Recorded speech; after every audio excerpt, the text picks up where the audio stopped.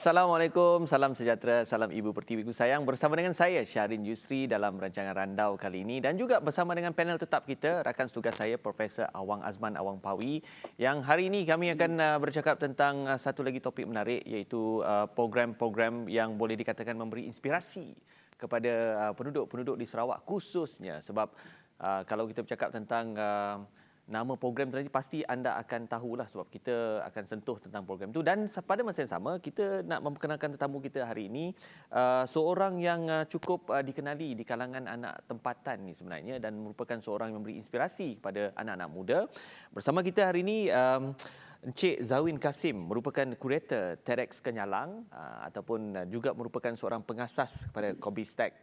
Itu antara nama yang mungkin kita selalu dengar sebenarnya di Sarawak ni. Apa khabar Zawin? Bagus, Alhamdulillah. Terima kasih Syahrin. Ya, okey. Dan Prof juga. Prof pun ada juga bersama kita. Dan jauh dari Kuala Lumpur berskype dengan kita. Prof, okey hari ini Prof? Sihat hari ini? Okey, Alhamdulillah. Cuaca cerah. Suasana COVID pun semakin kurang. Alhamdulillah. Okey, mudahan kita terus dirahmati, diberkati oleh Allah Subhanahu Wa Taala. Okey, baik. Hari ini kita terus bercakap tentang perkembangan sedikit Zawin, seorang sahabat rakan yang kita kenal selama ni sebenarnya. Tentang ceritakan sikit Zawin perkembangan mungkin dari segi TEDx sendiri, perkembangan dari segi Kobistek dan sebagainya. Ceritakan sikit. Okey, thank you very much Syahrin. Sangat berbesar hati dan gembira lah dapat berkongsi sedikit perkembangan, khususnya saya maybe sentuh pasal TEDx Kenyalang dulu.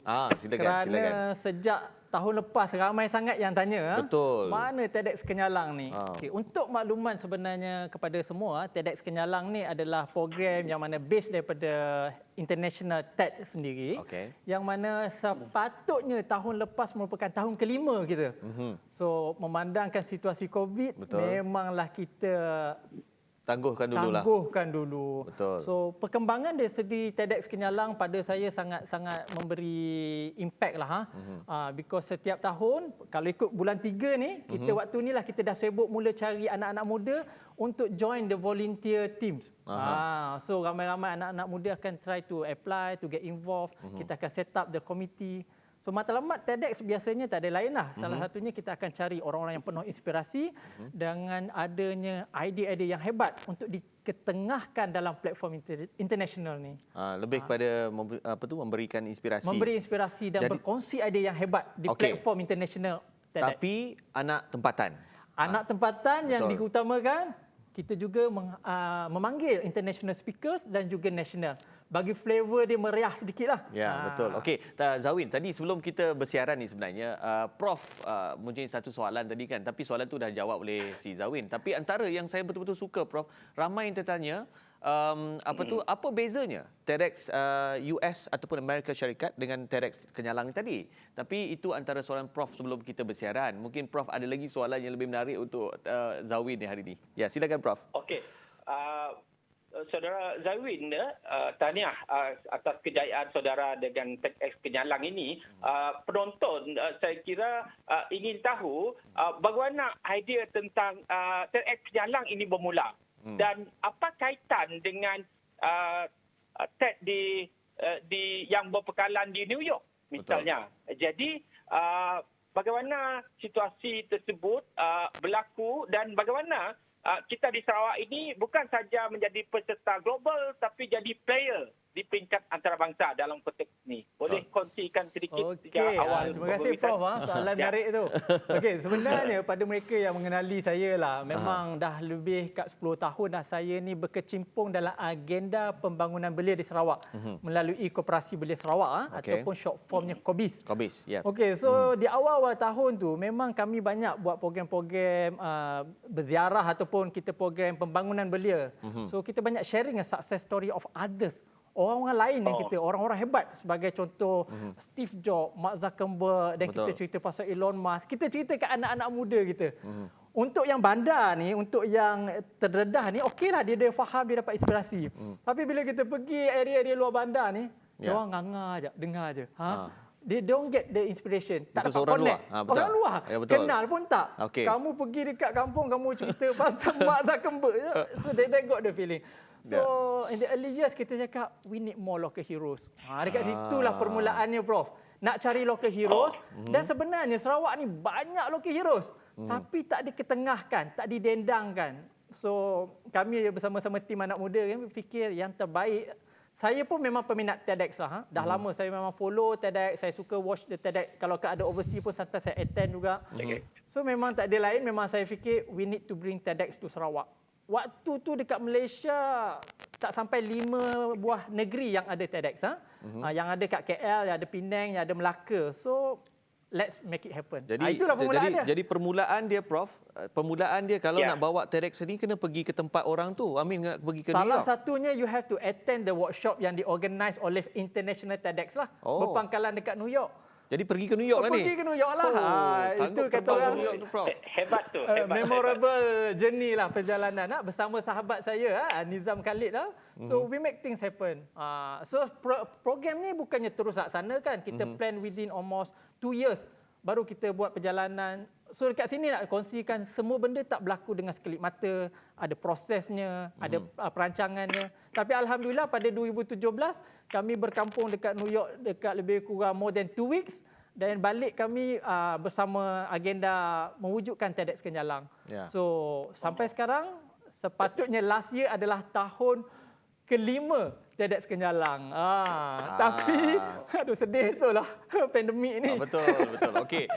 Tapi kita lihat perjalanan dia, Prof. Perjalanan yang cukup bagi saya mencabar lah. Sebab kita nak bawa satu program yang ada nama besar yang boleh dikatakan international brand. Actually we are putting Sarawak into the map lah in term of the TEDx followers.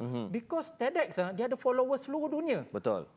More than 30 millions of people are following this TEDx punya content.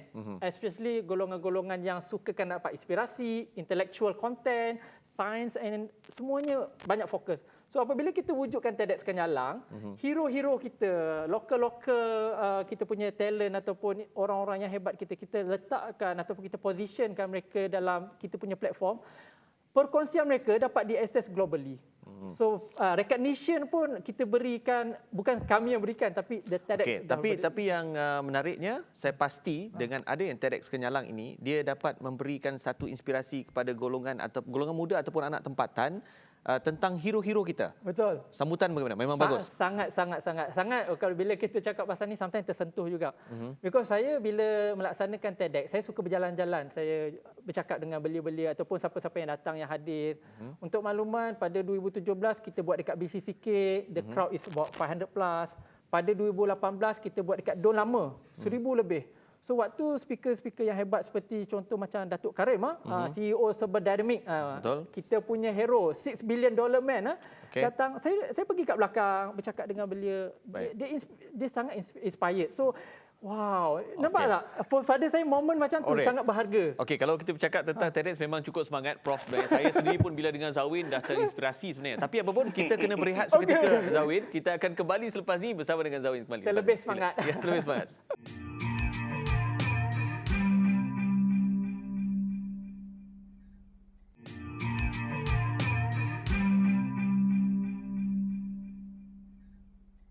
Okey, kita kembali dalam Rancangan Randau. Masih lagi bercakap tentang TEDx Kenyalang dan nanti kita akan sentuh sikit pasal kisah inspirasi Zawin Kasim itu sendiri. Tapi apapun, silakan Prof dengan soalan Prof yang ingin ditanyakan pada Zawin. Okey, Zawin, barangkali saya kira penting juga untuk penonton tahu, boleh barangkali kita akan 3 objektif utama TEDx Kenyalang dalam misinya dalam konteks pembangunan di Sarawak, terutamanya pembangunan belia kita. Yang kedua, apakah bagaimana kita nak localizekan TEDx brand US dengan brand Sarawak ni? Okey, terima kasih Prof. Untuk makluman Prof, sebenarnya bila kita nak mula kick off TEDx ni pada 2017 itu, memang salah satu benda yang kita fokuskan adalah nak localizekan dia punya matlamat. Kita faham TEDx tu memang salah satunya nak highlightkan the great ideas ataupun the innovative ideas. Tapi bila kita localizekan dalam kita punya konten masyarakat kita dan belia-belia kita, salah satu fokus kita adalah ada sebagai Prof minta tadi highlightkan 3 objektif utama. Saya boleh cakap waktu tu kita nak belia-belia kita dream big. Kalau boleh berimpian besar. So bila kita bawa mereka-mereka yang kongsikan inspirasi, walaupun background dia, permulaan dia susah, tapi dia ada impian yang besar, dia berjaya mencapai. So harapan kami, lebih ramai belia-belia yang dengar ni rasanya, mereka boleh, aku pun boleh. So itu salah satunya. Kita nak anak-anak muda kita berimpian besar. Okey. Yang kedua, saya suka nak sampaikan juga contoh-contoh ataupun speaker-speaker yang kita jemput, yang kita bawa mereka di pentas TEDx. Salah satu perkongsian yang saya suka nak highlightkan adalah dia menceritakan sedikit kepayahan, kesusahan, dia punya struggle, work hard.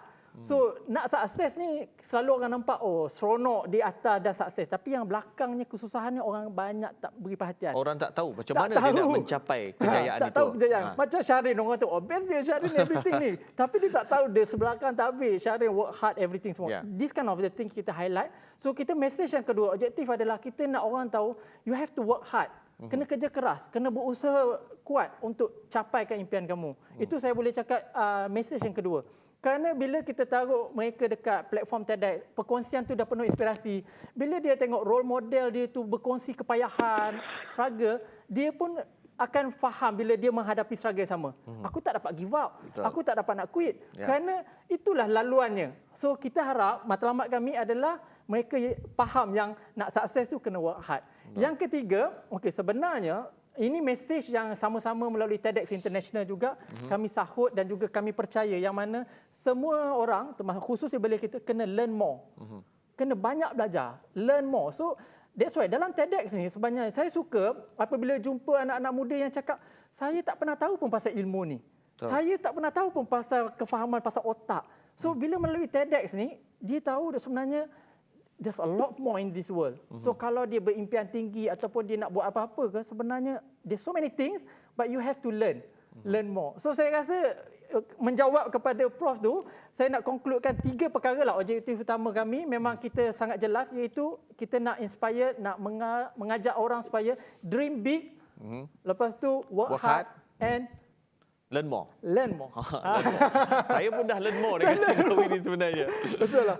Itu objektif dia, insyaAllah. Okey, Prof. Kalau kita lihat, jelaslah jawapan si jelas. Zawin tadi. Macam Prof sendiri pun saya Sangat rasa jelas. usaha untuk Prof, apa yang Prof jadi sekarang memang bukannya usaha luar biasa. Bukan usaha biasa, tapi luar biasa sebenarnya. Begitu juga dengan Prof. Saya ingin sentuh sikit tentang peribadi ataupun sentuh sikit tentang background lah, latar belakang si Zawin ini sendiri. Kalau sini saya boleh bacakan, Zawin ini sendiri merupakan adalah pengurus besar kepada di Wira Ihsan Niaga Sdn Bhd, pengurusi Koperasi Belia Inovatif Sarawak Berhad, Kobistek ni sebenarnya, Presiden BIMP IGA yang IAGA yang Entrepreneur Chamber Malaysia, dan ahli lembaga dalam Angkatan Zaman Mansang dan Institute of Management Sarawak. Pada usia muda ni, banyak pencapaian yang Zawin sendiri capai, dan ini merupakan satu inspirasi kepada anak muda. Mungkin Zawin boleh ceritakan sikit, bagikan sikit inspirasi Zawin sendiri bagaimana boleh capai apa yang Zawin capai hari ini. Okey. Thank you. Soalan ni pada saya sangat best lah. Tapi maybe kalau sincerely saya nak cakap, waktu saya belajar dulu, waktu kat sekolah, saya ni bukan yang paling pandai. Okey. Saya juga bukan yang paling rajin. Tapi saya rasa saya ni orang yang paling kuat ambitious. Macam-macam berimpian. Kita nak itu, kita nak capai ni, kita nak buat. So salah satunya bila kita ni suka berimpian besar ataupun kita nak achieve more. So saya rasa itu salah satu sebab kenapa di awal selepas belajar saya bekerja sebagai engineer. Tapi kerana kita nak achieve more, so saya masuk ke bidang keusahawanan. So bila masuk ke bidang keusahawanan, dekat situ saya nampak saya lebih banyak ruang untuk contribute and achieve perkara-perkara yang saya nak achieve. Tapi salah satu benda yang saya nak highlight kat sini, ini anak muda banyak saya kongsikan. Dia nampak macam kita ni seolah-olah buat banyak perkara, macam tak penat ke? Sebenarnya penat ke, itu memang wujud. Cuma semangat tu. Betul. Okey, salah satu saya selalu kongsi dengan anak muda, kalau bolehlah benda ni sampai kita fikir sebenarnya kita ni sebagai human being, kapasiti kita luas, kita ada keupayaan yang besar. Betul. Kebanyakan orang dia buat satu kerja, dua kerja, dia dah rasa tepu, dah rasa aduh dah tak boleh nak buat. Betul. Saya selalu ada dua mindset yang saya selalu pegang, yang saya selalu ada, yang saya rasa dapat bantu adalah saya selalu yakin dan saya boleh buat 100 perkara. Mindset saya. Kalau saya baru buat 10 perkara, seolah-olah banyak lagi. Banyak lagi yang boleh lagi buat. ruangnya. Banyak. Okay. Sebenarnya tak pernah pun achieve sampai 100 perkara, tapi saya tanamkan mindset saya seolah-olah saya sebenarnya at one time boleh buat 100 perkara. Kita just yakin kita boleh.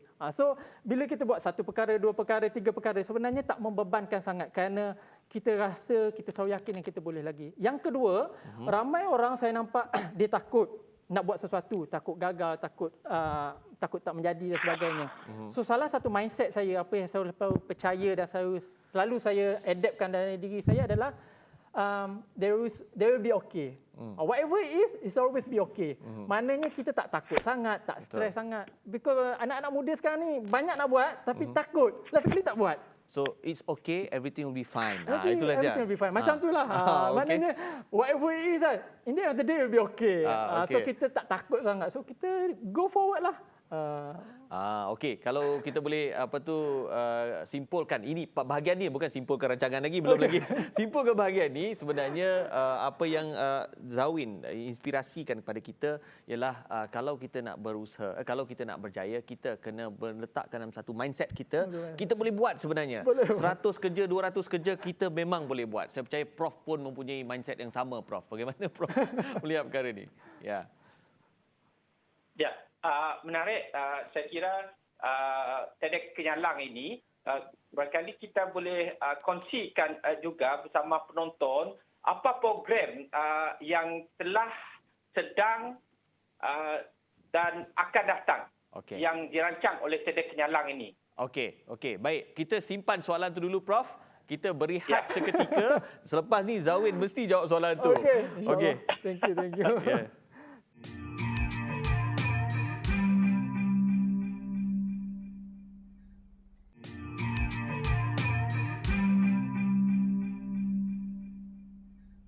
Kembali dalam Rancangan Randau. Okey, dalam kehidupan ini kita semua tahu, kita pasti pernah melalui kegagalan untuk berjaya. Ramai yang selalu kata kalau kita nak berjaya kena melalui kegagalan. Tetapi sebenarnya itu mungkin satu statement kenyataan sahaja. Cuma mungkin kepada orang yang pernah melalui situasi-situasi itu boleh bercerita tentang inspirasinya. Okey, Zawin, soalan saya sebenarnya, kalaulah diberi peluang ataupun diberi atau kesempatan untuk putar balik pada masa yang lalu, okey, apakah yang Zawin ingin betulkan ataupun Zawin ingin mulakan semula, di mana untuk mungkin membetulkan kesilapan-kesilapan yang ada mungkin, ataupun ingin memulakan dulu patutnya saya dulu patut mula begini, bukan begitu. So apakah mungkin Zawin boleh wow, Syarin, soalan ni memang power soalan ni. Okey, power tapi best juga okey. So kalau lah let's say kita rewind balik masa kita 5 years back or 10 years back. Perkara pertama yang saya maybe akan buat adalah, kalau saya dapat cakap dengan diri saya dulu adalah beli Bitcoin. Beli Bitcoin. Okey. Sebab gurau sikit pagi-pagi. Okey, gurau sikit. Okey, betul. Okey, yang betulnya. Anggaplah saya dapat ruang ni. Maybe message tu adalah untuk diri saya pada 5 or 10 years back. Tapi maybe kepada anak muda yang dengar ni pun boleh take note juga, kerana maybe akan ada kesannya juga. Salah satu saya ni jenis yang overdo maybe. So apa yang saya dapat pelajari, kalau boleh kita rewind balik, saya akan jadi I don't want to sweat a small stuff. Kata ni benda terlampau stres, benda kecil, I quite perfectionist lah sikit maybe. Kita terlampau detail. So kita ni hidup ada banyak stres sikit lah. Betul. Bila kata dah makin berumur ni, kita nak hidup kita makin tenang, kita appreciate happiness, kita appreciate kata orang the surrounding. Bahaya stres-stres ni sebenarnya. Itulah waktu muda tu agak kuat stres sikit terlampau alright. kita nak achieve sangat. So saya kalau dapat recall balik, saya nak reducekan sedikit terlampau every single things, terlampau push sangat, terlampau driven sangat. So itu yang message pertama. Because saya nampak, saya jumpa banyak-banyak mentor juga, dia dapat achieve apa yang dia nak dalam hidup dia orang, dapat sukses. Tapi the way is more kata orang gracefully, harmony, relax, and they can achieve more. So sebenarnya kalau boleh rewind balik, benda itu yang saya nak betulkan. And another thing saya rasa yang kalau boleh saya remind to myself adalah learn more tapi strategically. Because waktu belajar dulu, saya ni jenis fokus. Saya dulu bidang engineering, so salah satu saya pernah involve dalam automotive business. Saya buat inovasi So saya go deeper sampai benda lain banyak terlepas pandang. Tapi kalau saya dapat recall balik kepada anak muda sekarang ni, bila nak belajar tu, kita kena ada clarity, bigger scope. Belajar secara strategik. Tengok, adakah kita dah sentuh belajar tu contribute kepada apa? Maybe physical. Maybe kita punya financial. Maybe kita punya belajar tu fokus kepada kita punya emotional. Adakah belajar kita tu fokus kepada spiritual? So kita tengok holistik supaya tak adalah kita ni pandainya satu tempat je. Kena ada tuju lah ni. Supaya kita nampak overallnya Ya, kita betul. dapat membangun diri kita secara menyeluruh. Benda tu yang saya kalau boleh saya nak perbaiki. Because maybe along the way dulu saya fokus satu je. So pada saya kalau saya dapat recall balik khususnya pada anak muda, tengok life tu sebagai perspektif yang lebih besar. So kalau kita tumpukan, maybe kita sekarang ni kita cakap daripada sudut pengurusan, kita punya financial sebagainya. Tapi adakah kita punya emotional, sosial kita jaga tak? So maybe kita perlu belajar lebih lagi. Belajar untuk menyayangi, belajar untuk happy, betul tak? Ataupun spiritual. Betul. So that's the way yang saya rasa at the early age, saya kalau boleh nak strategik sikit belajar tu. Tapi masih belum terlambat Belum terlambat. Masih belum. Okey, saya rasa Prof pun sama juga, mesti mempunyai satu impian kalau kita balik semula nak betulkan sesuatu oleh Prof Tapi mungkin Prof ada soalan lain sebenarnya. Silakan Prof. Ya, soalan pemenang saya kira masa kita semakin singkat. Saya ingat soalan ini menjurus kepada yang lepas tu saya kira sudah dijawab oleh Saudara Zawin. Mungkin rancangan dalam masa terdekat ataupun jangka pendek dan rancangan masa akan datang. Ya. Barangkali boleh dikongsikan kepada penonton tu supaya penonton orang kata melihat ke hadapan untuk memastikan mereka tak miss dengan apa program ataupun vision ataupun tindakan untuk perancangan seterusnya. Okey, silakan Zawin. Okey, thank you Prof. Maybe saya boleh berkongsi sikit apa perkembangan kami lah. Okey, lagipun sekarang saya pun pakai baju company Copystack, buat iklan Okey. sikit lah. Okey, sebenarnya kami pun terkesan seperti usahawan-usahawan lain khususnya last year apabila permulaan kita punya lockdown everything semua, kami sebenarnya bisnes kami banyak menjurus di bidang pembangunan, education dan juga event. So event industri memang kita tahu sangat terkesan. Ya. Saya sendiri pun cakap terus terang memang company kami merudum dan kami juga ada fasa yang mana terpaksa meninggalkan sebahagian daripada staff-staff, terpaksa mengurangkan, mengecilkan kita punya kos dan sebagainya untuk sustain dan survive. So pada saya last year adalah sangat challenging. Salah satu apa kami punya fokus adalah tukar direction. So kami sekarang ni jadi digital agency. We are focused more to be a digital player. So kita committed nak bangun bersama. Malahan kita tengok Sarawak sendiri pun very progresif dan aktif dalam membangunkan digital. Malaysia sendiri dengan My Digital yang baru di-launch baru-baru ni dengan matlamat pembangunan lebih ramai anak muda di industri digital sampai commit to achieve 500,000 jobs within this 5 years. So kami pun sendiri sebagai digital player, kami committed semangat nak jadi yang kalau boleh bukan saja terbaik di Kuching, tapi terbaik di Sarawak, maybe terbaik di Malaysia. So itu matlamat kami. Kami dah fokus game baru iaitu digital agency dalam dunia industri digital. Dan kami sendiri pun maybe kita ambil peluang dalam program Syahrir ni, saya nak buat ikrar. Ikrar kata company kami memang committed tapi kita nak selari dengan My Digital. Kami berikrar kalau Malaysia committed nak membangunkan 500,000 pekerja, kami di Copystack akan sama-sama bantu. At least tak dapat 500,000, we are focused that 500. Nak jadikan benda ni lebih serius, kami 500 peluang pekerjaan ni nak kami wujudkan. akan bukan nak lebih sasar, kita akan fokus dulu mula kecil. Okey, mula kecil okey. Start small, tapi tak small, tapi significant. We want to committed to create 100 jobs in 100 weeks. Kena spesifik. So itu matlamat Copystack sekarang ni. Because digital activity dekat Sarawak dan dekat Malaysia baru lagi membangun. Boost. So ruang dan peluang tu banyak. Masih ramai lagi belia-belia tak masuk dalam industri ni. Okey. So kami rasa dekat Sarawak ni sebagai digital player, kami perlu lebih agresif, tarik lebih ramai, buka lebih banyak peluang. Buat bisnes lebih agresif supaya dapat lebih banyak lagi peluang opportunity dan seterusnya dapat beri pekerjaan. So tolong doakan Syahrir dan semuanya Prof supaya dengan ni matlamat kami nak create 100 jobs in 100 weeks, insya-Allah dipermudahkan dan makbul insya-Allah. Okey, itulah kita dah dengar sebenarnya apa yang Copystack ataupun yang founder ataupun pengasas creator TEDx Kenyalang kita ingin berikan kepada orang Sarawak. Prof, sebenarnya kita mempunyai banyak pilihan, kita mempunyai banyak peluang yang ada di Sarawak tu antara yang tadi kita dah dengar daripada pengasas Kobistek Tok Nyamadah yang mau beri 100 pekerjaan dalam 1 minggu. Berarti 100 minggu. 100 minggu. Okey, 100 minggu. 100 pekerjaan 100 minggu. Tapi banyak ya sebenarnya, kita perlu ambil peluang tu, dan insya-Allah kita doakan Kobistek dan Zawin terus maju jaya.